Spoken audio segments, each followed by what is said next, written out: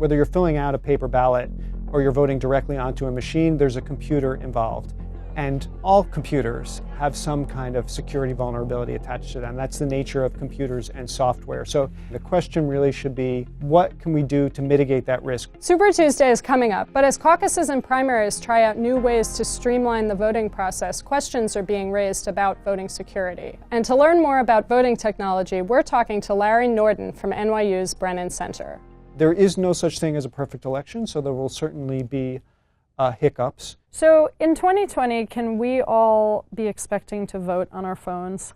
I don't think, and frankly, I hope that we're not doing that too soon. We're not ready to vote by phone. And it's not just the challenges of being able to transmit votes in a way that is secure when we know that there are nation states that are attempting to interfere in our elections. It's also ensuring that voters themselves aren't victims of spoofs. I think people often also ask the question, well, I bank by phone. Why can't I do this by phone? And there's the additional challenge of the secret ballot. And we want to ensure that people can vote privately, and the only way to do that is to make sure that the system is extra secure.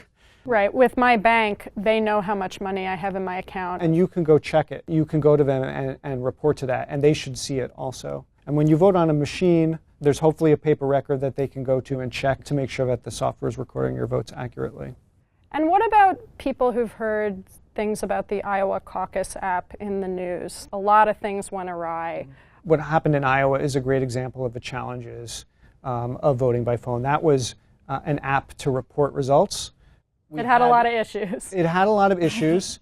It didn't work. They were lucky that they had paper backups that they could go to add up the votes, and that they can still go back to double check the results and fix whatever the problems are. If people were voting on that app, we wouldn't be able to go back and know with confidence that the results were accurate. And I think there are a lot of important lessons from Iowa. One of them is that you don't want to roll out new untested technology just before a really big election. Macy's wouldn't roll out new cash registers on Black Friday. Iowa wasn't a primary.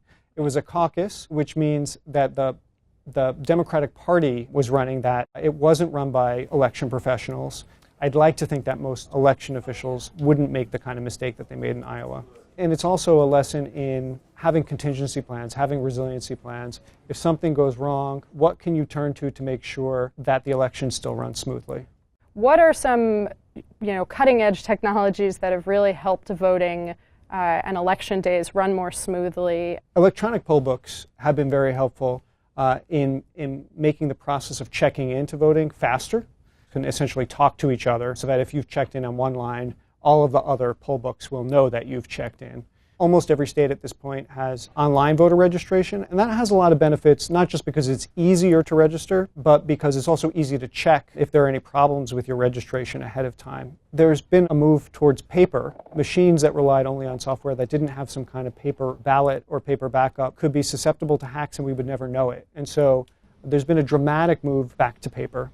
Paper is a pretty impressive technology. It's a very useful technology, and it's very useful redundancy. And for something like voting, where there's a secret ballot, where there's not really any other independent way to check that the tallies that you're getting from the software are accurate, that you need that independent record.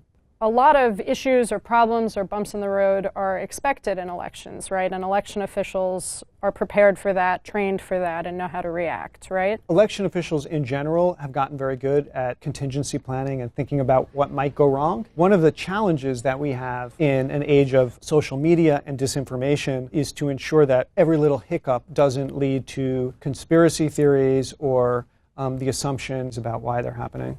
So if people have heard that security researchers and security experts have found flaws and problems with voting machines, what would you tell them about what's going on with that? For the most part, all Americans are voting on computers. Whether you're filling out a paper ballot or you're voting directly onto a machine, there's a computer involved.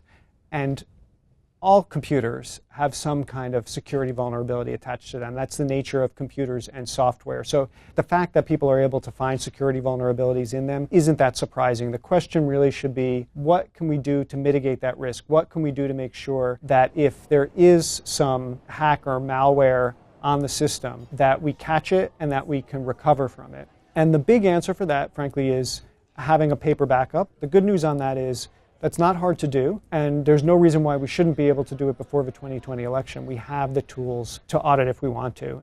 So currently in the U.S., for this really diverse system we have, what type of oversight is there for the types of organizations and companies that are, selling equipment and the equipment itself? I'd make a distinction between the equipment and the vendors who are selling the equipment. For the equipment, there's some oversight. There is a federal certification process that's voluntary for voting machines, and those have to be, if you want to have a federally certified machine, not everybody does in the United States, but most states use the program in some way. You have to go through a testing process that tests around security and usability and accessibility. Separate from that is the companies who work in our elections, the private companies who work in our elections. Those private vendors touch every aspect of our elections, and there is zero regulation at the federal level. And what that means is you can have things like happened in Maryland recently, where they discovered that one of their vendors for their registration system was actually owned by a Russian oligarch with close ties to Vladimir Putin. They would not have known that if the FBI hadn't informed that. And in fact, that had been the case for a while before they found out about it. So from my perspective, that's a real problem, and we're eventually going to need federal oversight and involvement in. So a lot of primaries are going to be happening on Super Tuesday. A lot is going to be going on. What can we expect? I'm very hopeful that what we can expect is an election that goes smoothly. There will be states where voters are voting on new equipment for the first time, so that may pose some challenges to voters who aren't familiar with the equipment. Another thing that we should be expecting is high turnout, and that's something that we have to be ready for. And again, I'm hopeful that election officials are preparing for that high turnout and that are ready that if systems fail, that they have backup plans in place so that people can still vote and that they can vote with confidence that their ballots are going to be counted. Looking ahead, what trajectory do you think we're on in terms of the safety, security, and stability of elections in the United States? I think the trend is a good one. We haven't done as much as I would have liked since 2016, but there's no question that there is a much greater awareness of election security issues than there was both in the elections community among election officials and at the state and federal level than there was just a few years ago. There's been more resources devoted to election security, and we've had a move to paper and to redundancies. Every battleground state in the United States now has a paper record of every vote. We are using that paper more and more to double check the accuracy of electronic totals. And so while we're far from where we need to be, and cybersecurity is a race without a finish line, so we're going to have to keep investing in it, we're on the right course in that we understand that it's a race and that we're going to need to continue to be vigilant. And that's really the most important step that we could be making. Yeah, there's a lot to talk through here, so thank you so much for coming. Thanks, Lily.